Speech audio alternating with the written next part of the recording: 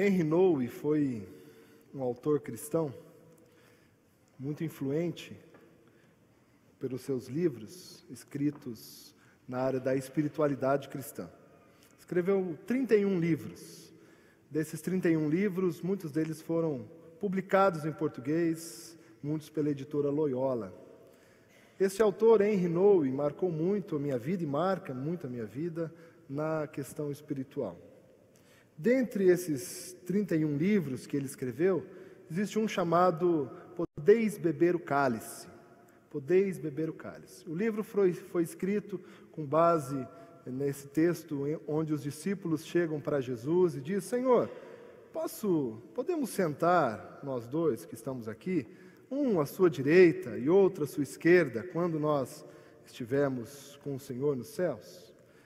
Então o Senhor responde para eles com essa pergunta: podeis beber o cálice? E o texto diz que eles responderam: sim, podemos. Então Jesus responde para eles: olha, quanto a beber o cálice, tudo bem, mas quanto ao sentar à esquerda e à minha direita, não cabe a mim dizer, mas o Pai que está nos céus. Com base nessa pergunta, ele escreveu esse pequeno texto e ele faz uma reflexão sobre a sua própria vida. Disse ele que quando ele foi ordenado para o ministério, na celebração existia essa cerimônia do beber o cálice. Segundo Henry Nouwen, naquela ocasião em que ele era jovem, e ele, no dia da sua ordenação, tomou o cálice, para ele foi muito fácil e ele sentia-se convicto de que ele poderia beber aquele cálice. Então ele levanta o cálice na cerimônia, é assim que eles faziam, e ele então bebeu.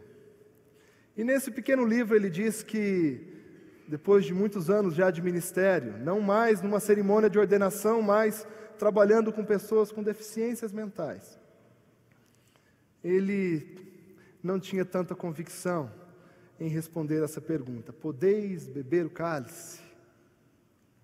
É claro que o cálice que Jesus pergunta para os discípulos, não só daquele período, mas os discípulos desse mundo contemporâneo, é se poderíamos beber o cálice que ele bebeu. O mesmo cálice que no Getsemane ele disse: Senhor, se possível, passe de mim esse cálice. Passe de mim esse cálice.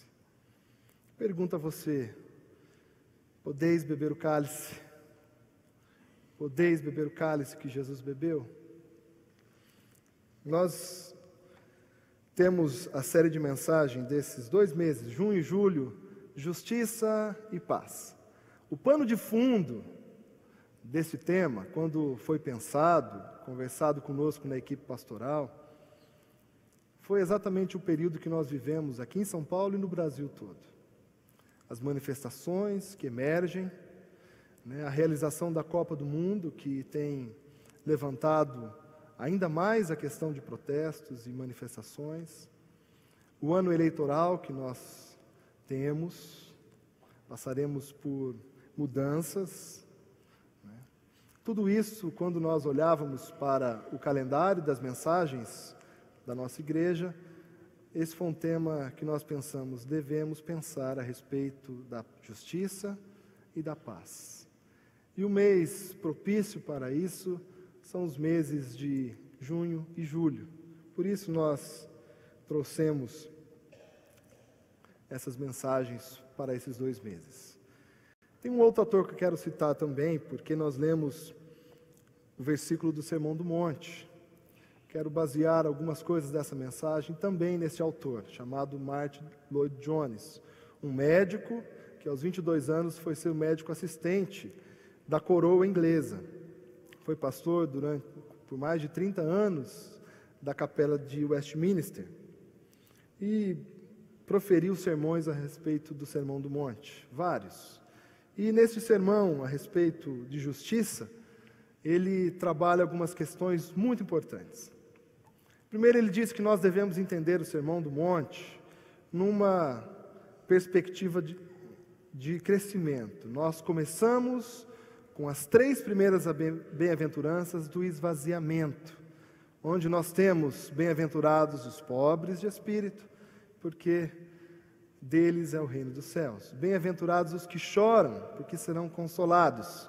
E bem-aventurados os mansos, porque herdarão a terra. Segundo este autor e outros também, essas são as 3 primeiras bem-aventuranças do esvaziamento.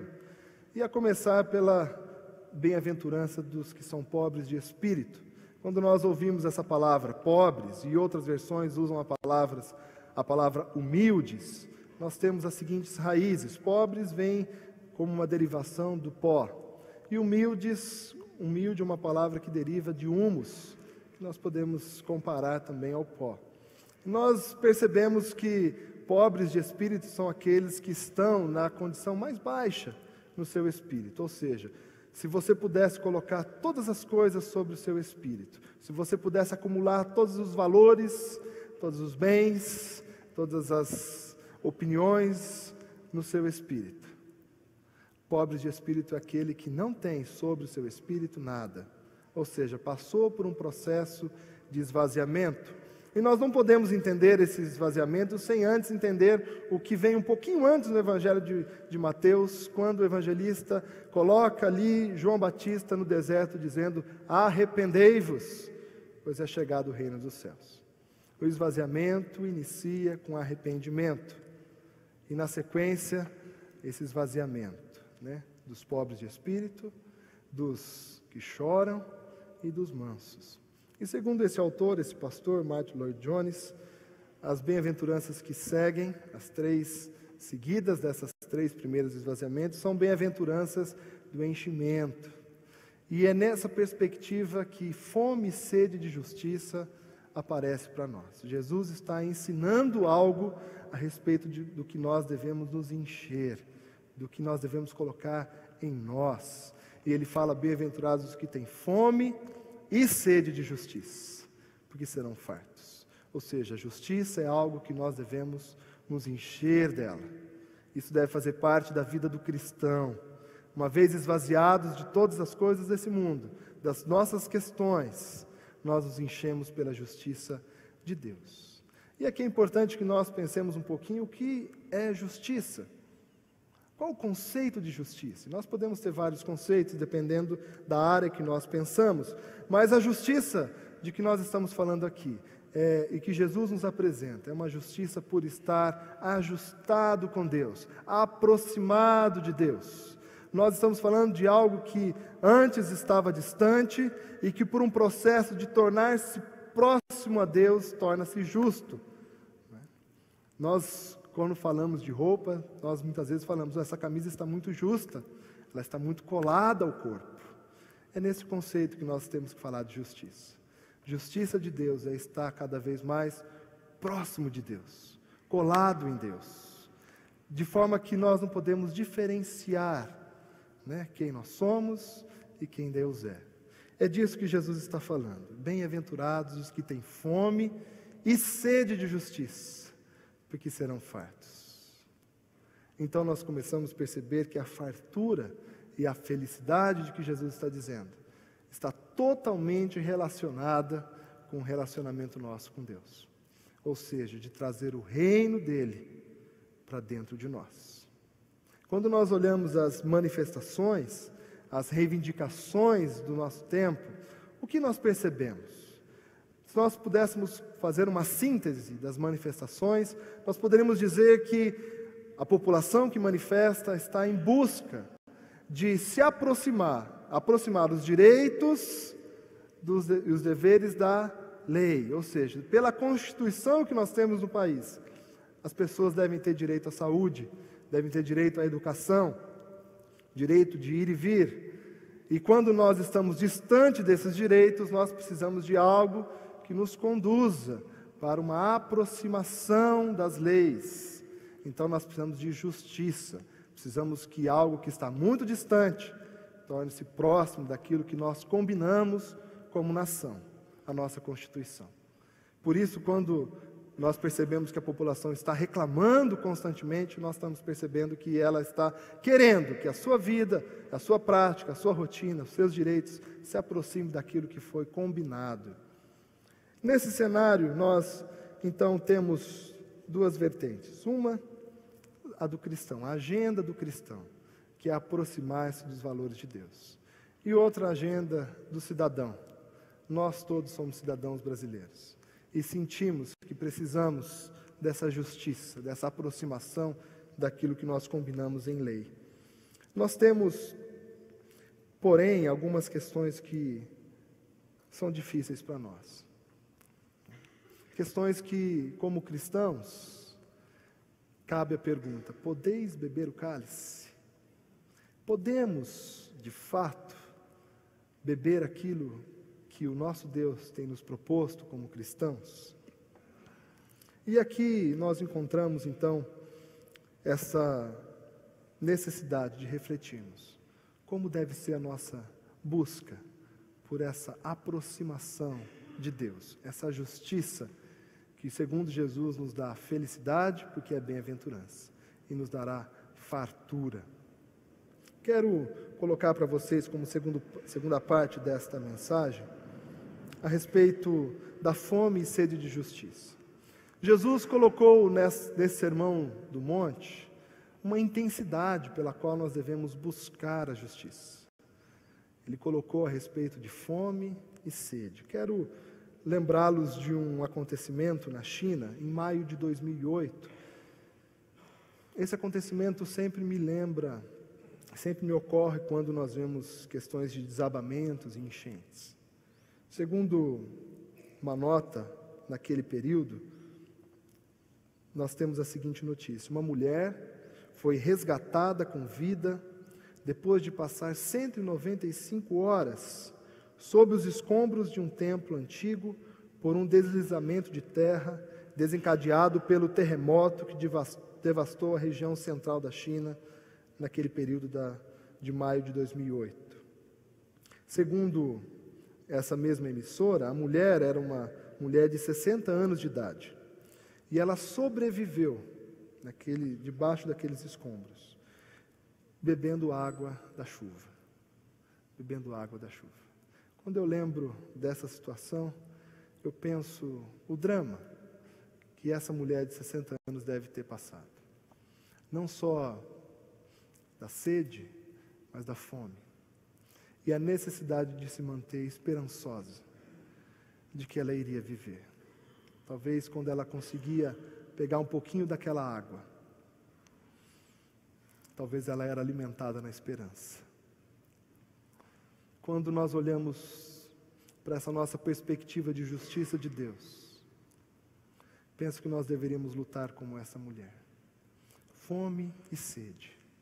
Duas necessidades fundamentais pelas quais nós devemos lutar para ter vida. É nessa perspectiva que Jesus coloca essa justiça que traz felicidade e satisfação. Fome e sede. Fome e sede, sem as quais nós não viveremos. Essa intensidade deve fazer parte de todos nós. Porém, quando nós ouvimos essa pergunta: mas você pode beber o cálice? Nós temos fome e sede de justiça de Deus. Nós vamos com toda a intensidade, com toda a força, na esperança de sermos satisfeitos. Nós vamos buscando os recursos que nós temos à nossa volta. E talvez nós vivemos com esses escombros sobre nós. Essas coisas que caíram sobre nossa cabeça, caíram sobre o nosso corpo. E nós estamos tentando nos mover em direção a algo que nos dá vida. Essa esperança de que Deus vai nos satisfazer. Porém, quando nós olhamos e vemos essa água que nós podemos beber, parece que é pesado demais, e nós olhamos essa pergunta de Jesus: podeis beber o cálice? E você diz: eu já estou tão sobrecarregado, eu já estou tão cheio de injustiça, tantas coisas estão sobre mim, e eu ainda tenho que passar por esse crivo. Eu ainda tenho que dizer: será que eu posso ter um viver como o de Cristo? Será que não há injustiça da parte de Deus? Será que quando nós olhamos para o desafio cristão, para os nossos dias, será que nós também não desanimamos? Será que eu tenho que manter a verdade na minha vida? Será que eu tenho que ser justo no meio de tanta corrupção? Será que eu tenho que agir com ética, sendo que todos à minha volta agem de forma diferente? Será que eu posso beber o cálice? Será que eu tenho que servir as pessoas sem cobrar nada delas? Será que eu posso doar sem antes colocar a outra mão pedindo de volta? Porque Jesus faz essa proposta para todos nós. Talvez seja a crise do cristianismo. Por que é tão pesado? E nós encontramos da parte de Deus essa necessidade de nós morrermos para todos nós. Jesus colocou isso de forma muito clara: aquele que quer vir após mim, tome a sua cruz, negue-se a si mesmo e siga-me. Não tem como servir ao Senhor, viver o cristianismo sem antes nós morrermos para todos nós. Por isso que a perspectiva das bem-aventuranças são as primeiras bem-aventuranças do esvaziamento, onde nós devemos romper com o que nós entendemos ser a vida. Jesus pede para que nós não cheguemos diante dele esvaziados. E o que nós percebemos na palavra é que esse desafio para nós é porque a nossa vida está tão contaminada por tantas coisas diferentes de Deus. Nossa vida está tão contaminada de injustiças, dessa separação que nós temos de Deus, que é preciso que nós abramos mão de tudo isso, para que à medida que a gente se esvazie, Ele comece a nos encher com aquilo que Ele pensou e planejou para todos nós. Certamente a vida daquele que se esvaziou e começou a se encher de Deus é muito diferente da vida de antes. Certamente, talvez, você vai passar por mudanças radicais. Talvez não, mas que será diferente, será diferente. Nós temos que pensar e viver esse desafio.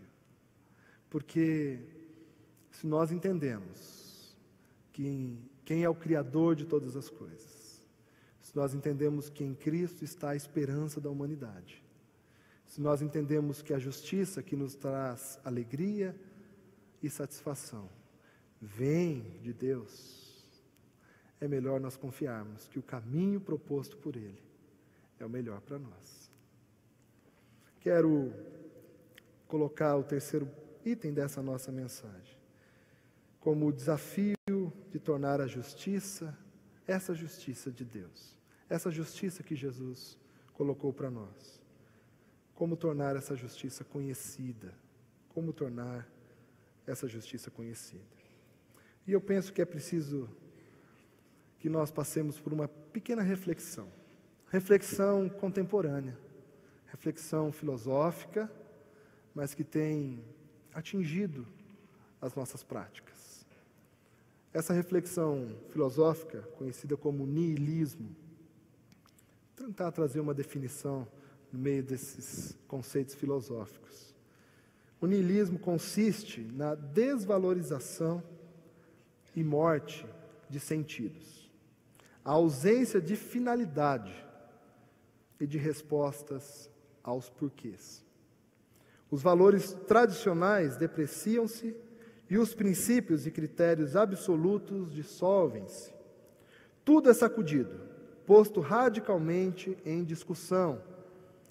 A superfície antes congelada das verdades e dos valores tradicionais está despedaçada e torna-se difícil prosseguir no caminho, avistar um ancorado de valores e princípios para a nossa vida. É daí que vem esse pessimismo dos nossos dias. Será que isso resolve? Será que mudanças nas eleições vai resolver a questão de justiça? Será que a corrupção vai ser resolvida se nós formos cristãos melhores? Será que vale a pena? Ou a vida é dessa forma mesmo? Essa esperança que é pregada não é bem uma esperança. Esse conceito filosófico tem tomado conta da sociedade, entrado nas casas, nos ensinos, nas pesquisas, na fé, na espiritualidade do cristão, onde nós pensamos, será que se nós fizermos um trabalho como igreja, vai resolver alguma coisa? A ordem está dessa forma e ponto. Nós temos que vencer esse e outros conceitos que nos roubam a esperança. Esses conceitos têm atingido os corações, a mente das pessoas. E nós não encontramos da parte de Deus nenhum tipo de ensino nessa área. O ensino no nosso Deus é um ensino marcado pela esperança, um ensino marcado pela felicidade, um ensino marcado pela transformação de vida, pela transformação de sociedade. Nós encontramos da parte de Deus um desafio para que nós, ao nos relacionarmos com Ele, sejamos transformados e transformemos o local onde nós estamos. Nós temos que mapear essas filosofias, esses sofismas que estão o tempo todo tentando nos roubar, para que nós, ao mapeá-los, coloquemos de lado e entendamos que nós vivemos pela fé. O justo viverá pela fé. A fé é a nossa marca. Nós vivemos e viveremos marcados pela fé. Se não for assim, nós seremos tomados pelo pessimismo. Quero desafiá-lo nessa manhã a enriquecer você mesmo e através da comunidade que Cristo tem nos dado, enriquecer a sua fé, fortalecê-la, porque nós somos um povo de esperança, nós somos um povo que temos promessas de Deus, somos um povo em que ouvimos na palavra que se nós nos aproximarmos dEle, nos tornarmos unidos a Ele, seremos bem-aventurados e fartos. O apelo dessa manhã é para que você invista na sua fé, para que a sua esperança seja renovada e sejamos conhecidos como um povo de esperança, um povo que marcha conforme as promessas de Deus e as vitórias que Ele nos concede. Quero lembrar vocês de algumas questões para nós encerrarmos essa mensagem. Noé foi guiado pela esperança e palavra de Deus. Foi atendido em todas as esferas.